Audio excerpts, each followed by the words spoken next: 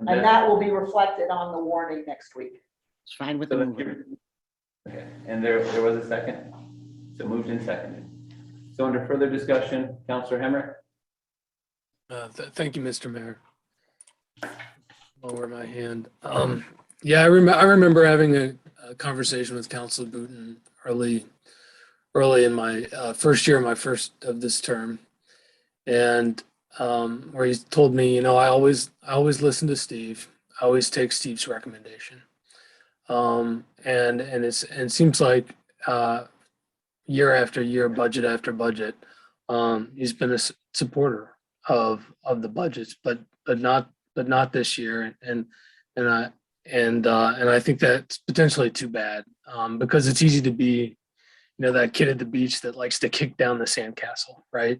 It's a lot harder to be part of the team that builds the sandcastle, and that, you know, that takes compromise. And I'm really pleased where this council landed, in that not everybody got what they thought was best for their constituents, and we all are here representing constituents.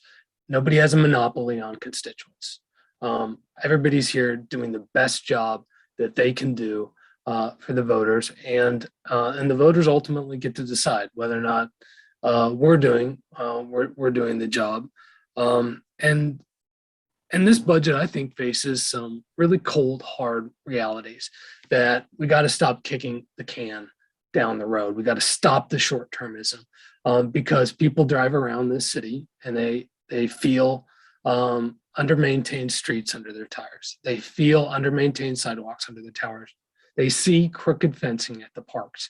They see shingles falling off municipal buildings. Heck, even in the Public Works building, you can see sunshine through the ceiling. You can see it in the Wheelock House. It's under-maintained, but we maintain these liabilities that dig us deeper into a hole every single year. And this budget recognizes that that's got to change, that there has to be a fundamental shift in the way the city operates to get ahead of the curve.